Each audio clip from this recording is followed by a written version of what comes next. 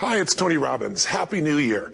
Listen, how's your new year coming out so far? I know it's early. It's January 15th, and I thought I'd send you out this little video message because you know what that day means, don't you?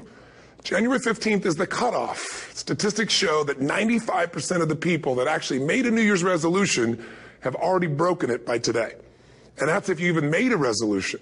Now, if you're the exception to that, I'm thrilled for you, and I support you, and I say keep rocking it. But if you've missed, maybe I could drop you a quick little message or two here that can help you not only recover, but get way beyond just making some New Year's resolution and make some real lasting change in your life. I mean, think about it. Most people don't even make a resolution anymore. Why? Because they've made them from years and years and years, and they know they're not going to follow through. So after a while, who wants to disappoint yourself? Who wants to be upset with yourself? Why even bother to set a new standard for this year? You know it's going to be the same as last year. If you're the kind of person watching this right now and you've actually opened this email and you haven't shut me off already, then obviously that's not you. So the question is, what is it that makes us even want to make a resolution? I mean, it's an interesting question. Why is it at the beginning of a year we have this tradition, but it goes beyond tradition. It's something inside of us that makes us want to make things better.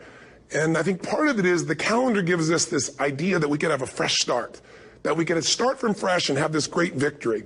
And it's really, the calendar itself is quite arbitrary. It's wonderful to use it, but if you didn't use it effectively, let's use the calendar to serve you today. Let's just see, what does it really take to make this thing happen? Because there's no denying that inside of you, the only thing that's going to make you happy in the year ahead and the decades ahead is going to be having you have an experience where on a regular basis, you feel like your life is making progress. If there's one thing I teach, and I want to remind you of it, it's really simple. Getting things is not going to make you happy. That's good news in a tough economy. It's a good reminder. It doesn't matter what you get. Doesn't matter whether it be money or opportunity.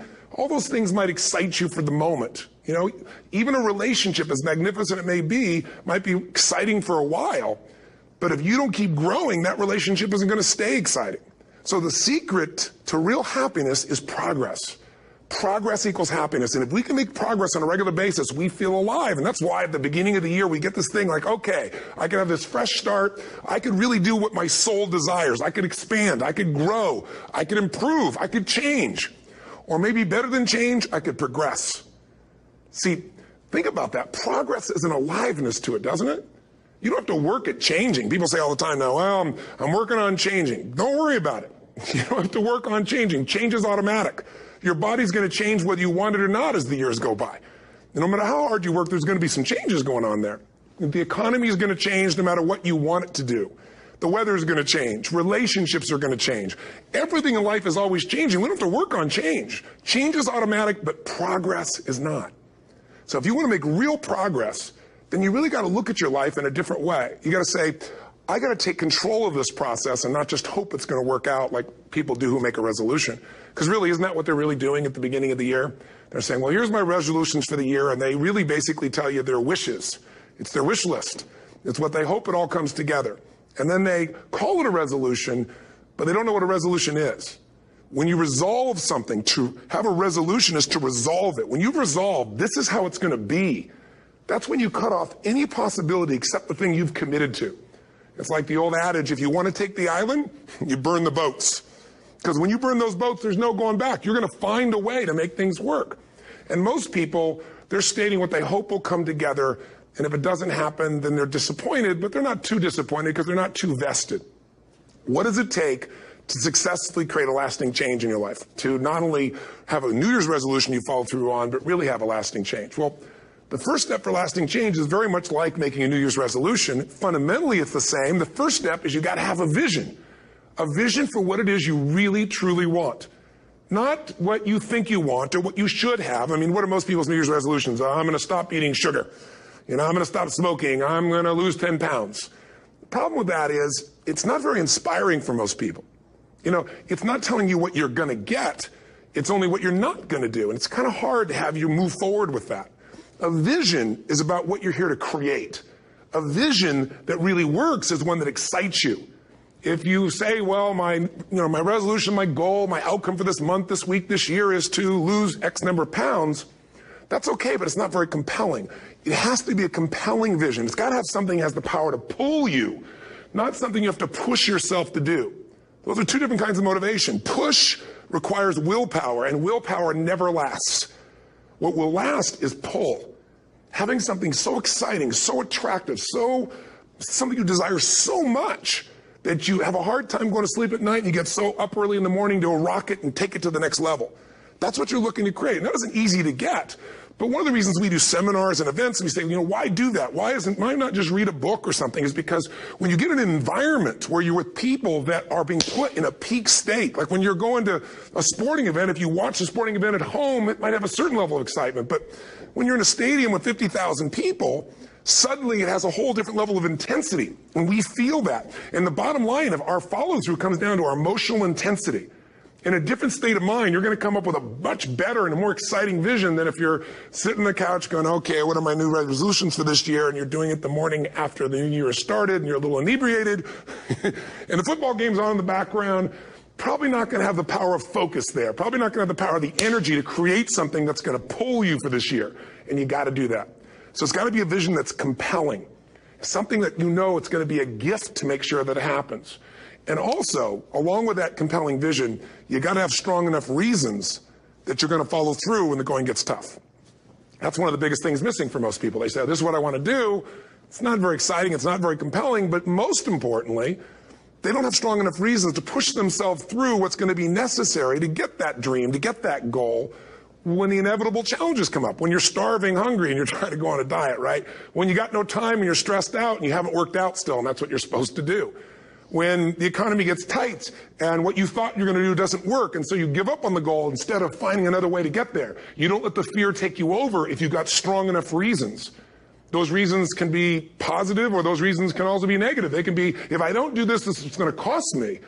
And if I do this, this is what I'm going to gain in my life. Reasons come first, answers come second. If you get a compelling vision and you got strong enough reasons that will push you through the tough times, you're going to do things other people don't do. Instead of collapsing, even if you get off target, you won't go, oh, I blew it. You'll get right back on target, make the change, make things happen. And I know you've done this in many areas of your life. Just think about it again. I'm not teaching you something really new here today. I just want to remind you of what your soul knows. You got to change, you got to improve, and you got to go through a simple process fundamentally to make that progress. First step, vision that's compelling. Second step, make sure that there's strong enough reasons to follow through. Third step, you got to review it and feel it every day.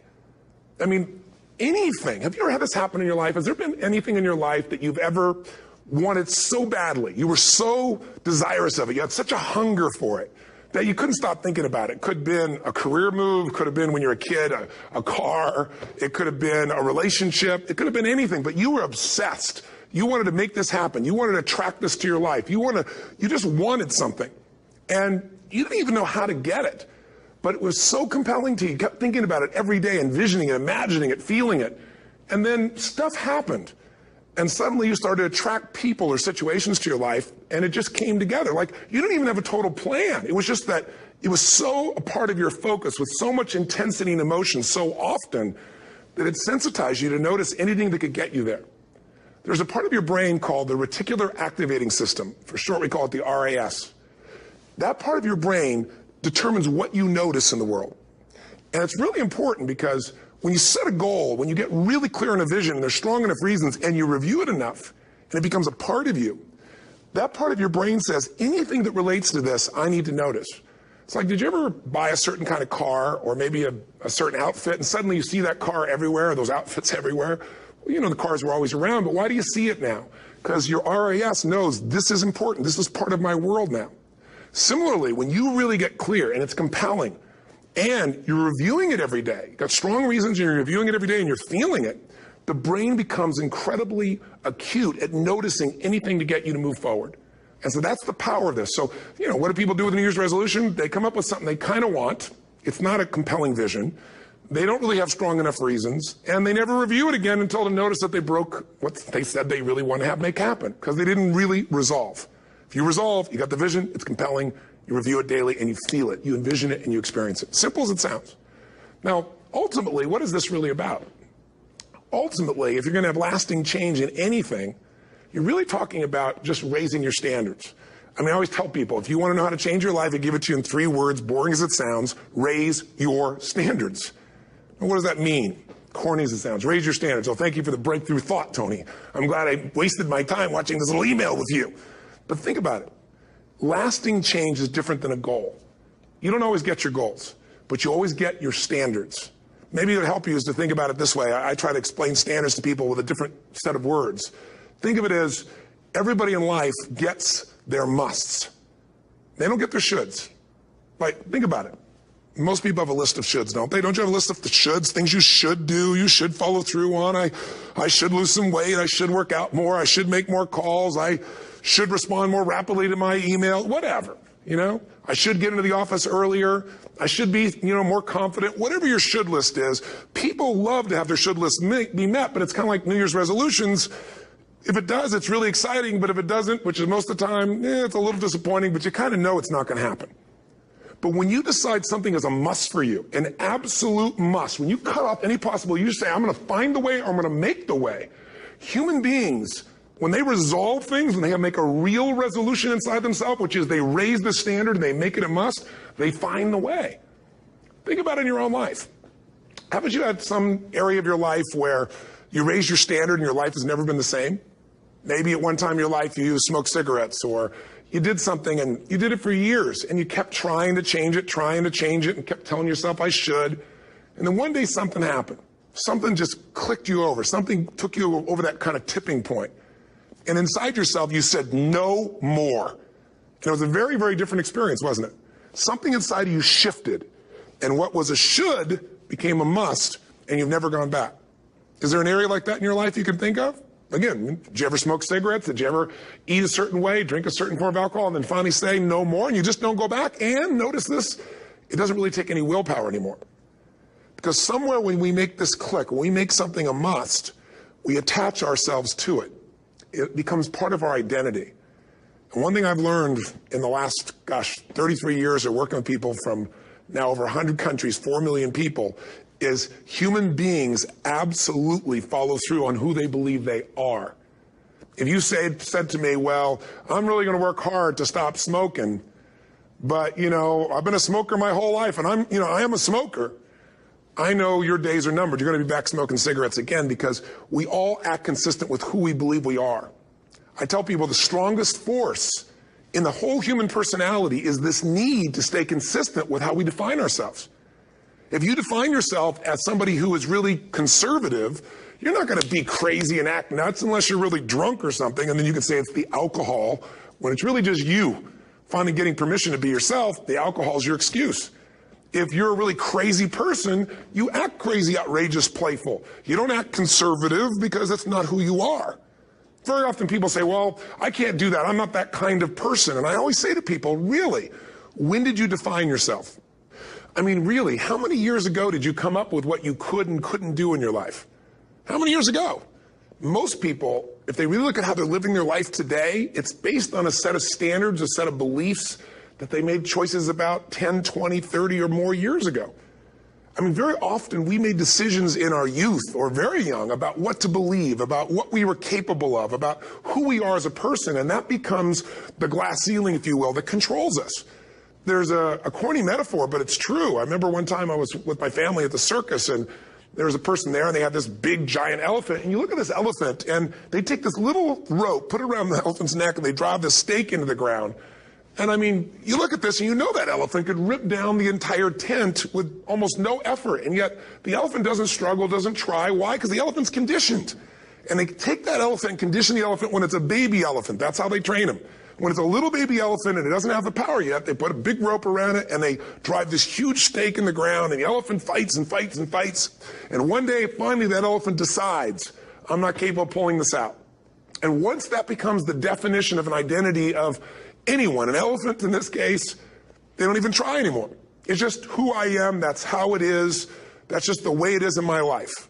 I'd like to ask you to take a look at any place you've got a limitation and ask yourself, when did I decide to accept that limitation? And you may not even see it as a limitation. You might see it as just that's who I am. But so often in our lives, we've adapted to be a certain way so that we don't fail or so that people will like us or respect us, but it's not necessarily who we are. Joy comes when you're spontaneous. It's really hard to be truly happy when you're not being yourself. And most of us have no clue who we are. And so a big part of my work, if you've ever been to an event, is to get people to do things spontaneously without thinking, because that's when the real you shows up. That's when the energy comes alive. And when you do that, when you start to connect to your true nature, suddenly there's energy available for you to set a higher standard for what you want in your life. That's what this is really all about. And when I talk about standards, when I talk about, shoulds versus musts, think about your own life. I know there have been areas in your life where some point in time you just shifted and you raised the standard and your life changed. Because whatever people have their identity attached to, they live. We live who we believe we are. That's just how it works. It's just kind of like, I'll give you an example. Look at your physical body. Your physical body today is an absolute reflection of only one thing. Not your goals, not your desires, but your standards. The identity you have for yourself. If your standard is you're an athlete, then there's a certain amount of strength, a muscle tone, and energy that's available in your body on a regular basis because that's who you are. And so you do whatever's necessary to maintain that identity. Again, the strongest force in the human personality is this need to stay consistent with how we define ourselves. Because if you don't know who you are, you wouldn't know how to act. Once you lock in on that identity, your brain finds a way to keep you there. If you say, man, I'm overweight, I've always been overweight, I'm big boned, and that's the story you've got, then you're going to always find a way to get back there. That's your settling point. That's your identity. That's where things lock in. If you see somebody who's in really great shape, you ask them, do you work out? You know the answer. Yes. How often? And they'll tell you 3 times, 4 times, 5 times a week, whatever. In a seminar, I'll ask people, who here works out at least 5 days a week? And I'm stand up. And you look around that room, and you know that they work out 5 times a week because you can see their body. You don't just get a result without some kind of action, without some form of ritual. Ritual meaning actions you do consistently. Now, do you think those people that are out there working out 5 days a week, do they have more time than you do? Or I have, or anybody else? Of course not. Is their life less busy? Of course not. It's just a must for them. They must work out that way, and they've made that turn and their life's changed. So I'm not saying you have to work out 5 days a week. I'm just saying whatever you really want, wants don't get met consistently. Standards do. Whatever you identify, this is who I am. And so it's not so much about changing your identity as it is expanding it. Deciding that, instead of your goal is to lose 10 pounds, which is not compelling, what if your vision was to get back to my fighting weight?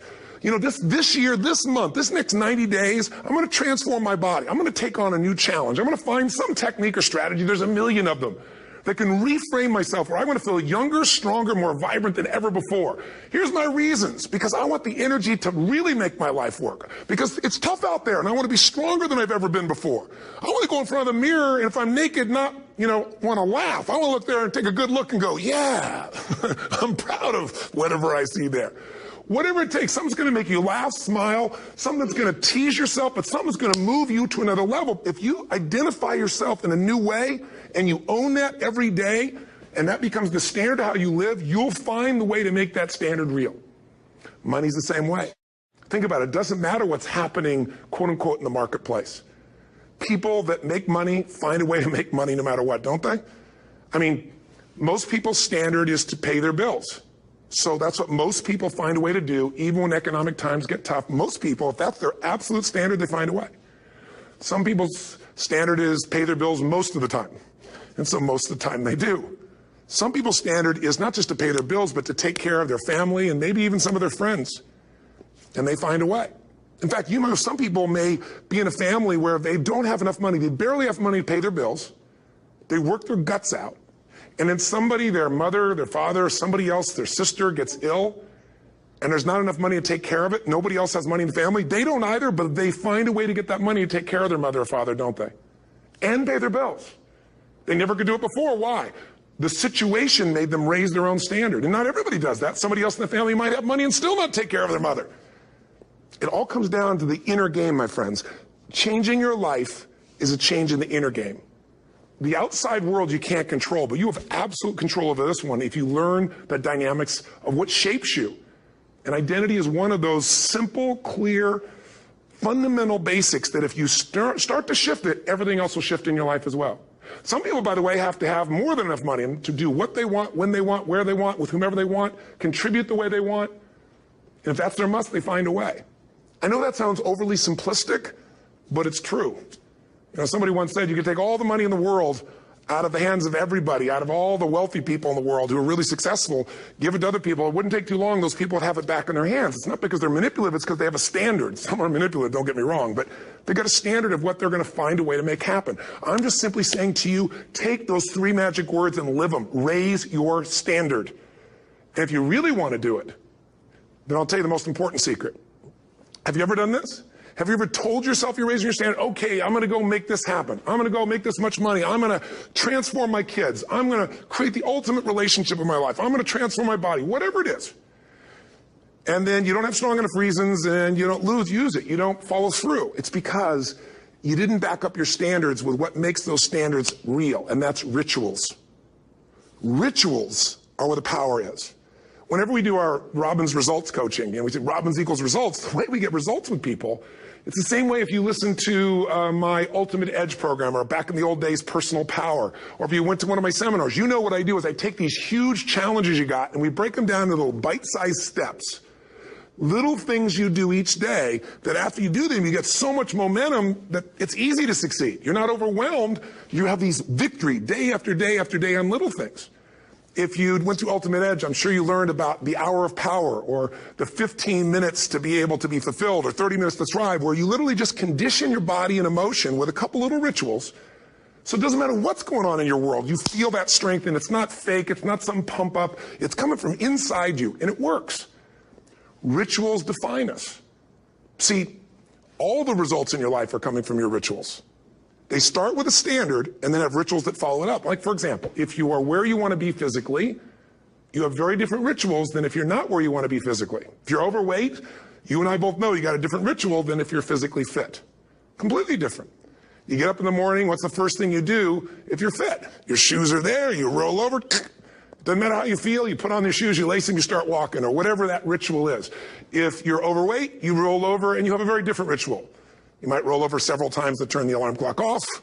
You go in and get your mocha, smocha, whatever, special coffee. You stop by at Starbucks, whatever the case may be. You have your nice sugar muffin.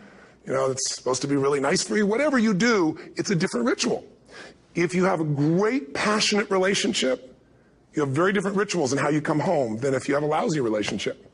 When you come home and the first thing you do is you're tweeting somebody, or you're emailing, or flipping on the news, or you don't even come home. What are the rituals? Whenever I study people that are successful, what I look for is what's the standard they hold themselves to, and then what are all those little rituals that add up? Because think about it. Success and failure are not giant events. They don't just show up. You don't just suddenly become successful or suddenly have this cataclysmic event that makes you fail. It may look that way, but failure comes from all the little things. It's failure to make the call. It's failure to check the books. It's failure to say, I'm sorry. It's failure to push yourself to do things physically that you don't want to do. And all those little failures day after day come together until one day some cataclysmic event happens and you blame that. That event happened because you missed all the little stuff. Do you agree with me? And success, by the way, is not some overnight event. It's all these little things. Success is having a vision. Success is making it compelling. Success is really seeing it and feeling it every day with strong enough reasons. Success is feeling the sense that I'm here to grow and I'm here to give something to the world more than just myself. Success is caring about other people. Success is calling and saying, I love you in the middle of the day for no damn reason. Or sending a note. That'll change your relationship. Have a ritual of something funny, playful, or a surprise you do. How many relationships are dead today because they have no surprise rituals anymore? You need to have some rituals, some cool things you do that nobody else does that gives you a better life than anybody else has. All the little stuff. That's where success comes from. In business, it comes from delivering more than anybody could imagine. All those little things add up. People go, wow, that's who I want to do business with. It's true in any area of your life. So if you look at somebody who's really successful and you think, wow, they're so amazing, they're such a genius, you got to dig underneath and you got to remember something. People are rewarded in public for what they've practiced for years in private. Myself and my business people say, how do you get up and speak? And you have no notes and you go for 3 days and nights and the room is like, everybody's wired and it's incredible. It's like a rock concert. How do you do that? How do you have that confidence? Oh, it's not confidence, it's experience now. But I did so much behind the scenes and I still do to make things right. How many people would know that since the time I was 17 years old, before I walk out on stage, still do to this day, wouldn't need to do it, but I still do it, I never walk out there without being in an absolute peak state of mind. You know, there are days my back is hurting, my throat was hurting, or I may have had a challenge, or my father passed away, and I've still got to deliver for these people because my standard is give my all every time. Every event has to be better. Talk to anybody who's been to our events for 5, 10 years, some of our trainers, and they'll say, I don't know how he does it. He always finds a way to make it better. That's not an ego thing. That's a standard in me. I have to find the way. And my ritual, though, is I prepare, I think, I gather new information, I figure out how to put something across better. What do people need? I spend time with our customers. I see what's going on. And before I get on stage each time, I have this little ritual to put myself in a state of mind. And I did it starting like 17 years old. I started doing it. I'd say, I now command my subconscious mind. And I say this out loud several times, this little phrase, set of phrases, as an incantation to kind of condition my mind and body. And I'd say, I now command my subconscious mind to direct me in helping as many people as possible today by giving me the strength and the emotion and the humor and the brevity, whatever it takes to show this person and help this person change their life now. And I started out with a person when I worked with people one-on-one, and I would do that for 45 minutes driving in my Volkswagen to go serve and coach somebody for the first time. Now I don't say that person, I say these people, and I can go out in a room of 10,000 people and deliver for 50 hours, and I do it every time I come back on stage. It's a ritual to go into peak state. Peak states don't just show up, they don't interrupt you. Great ideas don't interrupt you, you gotta pursue them. I talked to Michael Jordan, I'll never forget, at the peak of his career, and got to watch his final game, saw him backstage and spent some time with him, and it was a pretty exciting time. He was the greatest basketball player I think that ever lived and has ever lived. And I asked him, I said, you know, what sets you apart, Michael? You know, what is it? And is it God-given talent, ability, skill? What is it? And he said, Tony, you know, he said, I can shoot you straight. And you know, it's not, you know, me trying to act humble. He goes, I have a lot of talent, a lot of God-given talent, a lot of skill. I've worked really hard. But he said, really, it's my standards. He said, every day I demand more from myself than anybody else could humanly expect. I'm not competing with somebody else. I'm competing with what I'm capable of. Magic formula. Because most of us lower our standards. Why? Because who you spend time with, my friends, is who you become. One of the biggest reasons I started going to seminars when I was like 17 is I had nobody around me as a great role model. I could read about somebody, but being around people, being in that environment was very different. Finding a way to go to work with someone who lived that standard of life was very different. You get around people with low standards and you compete with it. You don't need to compete with it. It's like, okay. I mean, remember Jerry Springer? I don't know if he's still in the air, but you know, I remember he used to get people on the show and I thought, where would he find these people? And why would people watch? I'll tell you why they watch. They watch these people and go, my life's still pretty darn good compared to that person. Look at them. You don't have to change your life. All you have to do is find somebody with a lower standard and you'll feel good about yourself. But if you feel that good feeling, it's an illusion. The only thing that's going to make you happy, my friend, in this year or any other, is to step up. It's to raise the standard. It's to discover what you're capable of and feel that incredible power of pushing through whatever's holding you back and get to the other side of more of your true self. That's what this game's all about. And look at the best of the world in anything. Tiger Woods, what's his vision? To win golf tournaments? No, to be the best that ever lived. That's his goal. That's his vision. But here's what's interesting. He backs it up with rituals. If you just have a vision and you don't have the rituals, stop lying to yourself. His rituals are, he started doing things nobody did before. He went and started lifting weights. Golfers lifting weights? No way. He went out and he changed his swing when he was the best in the world because he realized in order to be the best that ever lived, he was going to have to change his swing. If you know anything about golf, you don't change your swing when you're the best. And he went and retrained himself because he has different rituals than other golfers. Now many people are modeling his rituals to get better. It's amazing. You know, you look at somebody like Michael Phelps, the 2008 swimmer, won 7, only 2 people, I think, in history, if I remember correctly, that have gotten 7 gold medals in one session. And here's a guy, he's got number 6 under his belt, and he's exhausted, and he's going in for that final swim. I'm sure you remember. And how does the guy win? By 1/100th of a second. Do you think that was some massive skill that got him over the top? Or was it a standard that says, this is who I am? I am the champion. And no one is taking this from me. And somehow in those final milliseconds, 1/100th of a second, he pushed himself just beyond his competitor. But you know about Michael Phelps? What allowed him to be able to push beyond that moment is his rituals. Go study the guy. Most people who swim have these unbelievable workouts. He does 2 and 3 of those workout sessions a day. All the other swimmers in the beginning thought he was insane. You're going to overtrain, you can't do that, it's not physically possible. But he had a standard and the rituals to back it up. So here's my final message to you, because I've gotten carried away. I thought I was going to send you like a 5-minute message, but as you can see, there's no script here. It's just me going a little crazy with you. But I want to really see you get what you want this year. Don't let this year be like last. And if last year was great, still don't let it be that way. Raise the standard. If your life is perfect and extraordinary, you darn well know you're not going to be happy unless you keep making it better. That's what makes us feel alive. It's not what we get that makes us happy. It's who we become and what we're able to give because we become more. That sense of contribution is what creates the deepest meaning. So here's my assignment for you if you want one. If you want to go from conversation to some action, here's a simple thing to do. What's an area of your life right now that you really want to improve? What's an area that's important to improve? If your body's great, how about your career? If career's great, how about your relationships? Intimate one especially, or your kids, or your relationship with your creator, your spiritual side of your life. Or is it your finances? Figure an area that really matters. Decide on that area. Number one, write down what your life is like in that area right now as specifically as possible.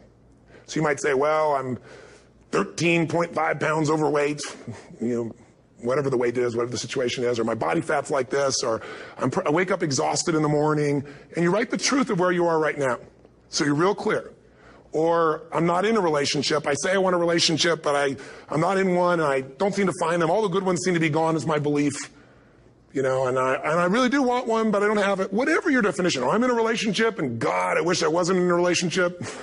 I'm planning my escape. Wherever you are. Or I have a wonderful relationship. We love each other, but there just isn't enough passion. Just write the truth of where you are. The area you want to change, but write how it is. And then the second step is, this is where you got to be really honest with yourself. What are the rituals that have put me there? Because whatever results you're getting, even if you don't like the results, there's some rituals that are keeping you in that place. There's some rituals of what you eat or don't eat, how you move or don't move, how you sleep or don't sleep. There's some rituals in the lack of variety or spice or energy or focus in an area. There's something you're doing, and it's usually not one thing, it's a bunch of little things that you kind of do consistently whenever you think about getting in a relationship, whenever you think about working out, whenever you think about money. You get yourself in a state of overwhelm. You start thinking about all the things you can't control. Just write down all the rituals you have, and then here's the third step. What do you want? What's your vision? And be really specific. I want to be my fighting weight. I want to be the strongest I've ever felt. I'm going to turn whatever it is, be specific. And then, last step number 4, what are the rituals that'll get you there? What would you need to do differently each morning if you're going to be that kind of energy, that kind of strength? How often would you work out? What days would you work out? What time? A ritual is something you do consistently, usually at a specific time, so it becomes automatic. Let me tell you something. Willpower doesn't last, but rituals can last a lifetime. I bet you have some rituals in your life right now you've been doing for years, even though some of them don't serve you. I'm just saying, wake yourself up. If you want a new year and a new life, you don't need to start on January 1st. Start today. Start with this little video. And just begin to see what happens and see how easy it is to just do a few little rituals. Don't do them all, just do 2 or 3 new things. And you know what happens? You'll get momentum. Because once you discipline yourself in one area of your life, you feel yourself doing it in other areas as well. And I always say something that my original teacher taught me. I always remind people, there's always 2 pains in life. There's the pain of discipline, or there's the pain of regret. And discipline weighs ounces, as my friend Jim Rohn taught me. Regret weighs tons. You don't have regret. So right now, what do you want to change? What's it really like? What are the rituals that got you there? That'll take a little homework. If you're not sure, ask the people around you. They'll tell you what your rituals are. What do I really want in depth? What are the rituals that'll get me there? And then get yourself to start a few of those actions and lock them in place. If I can help you in any way, we're here as a company to support you. Come have an event with us. Come to Unleash the Power Within or Master University, or get a coach. You can get a free coaching session if you call our company and click on something on this. We'll probably have something on it, or get a product. Or don't do anything with us, but do something with somebody, starting with you. If you make the changes in yourself, you're going to be proud this year, and no amount of money or accolades from other people can mirror the feeling of being proud of knowing you've taken back control of your life, or you've taken a great life to another level. Because once you do that, you have something you can give other people, whether it be your kids or your friends or your family. And ultimately, that's what life's about. So thanks for listening. I don't know how long I went here, but I hope this has been helpful for you. I just thought it's a new year, and I want people to be able to truly create a new life. And until I see you again, hopefully soon, or gets a chance to meet you, live strong and live with passion. And of course, God bless to you. Happy New Year.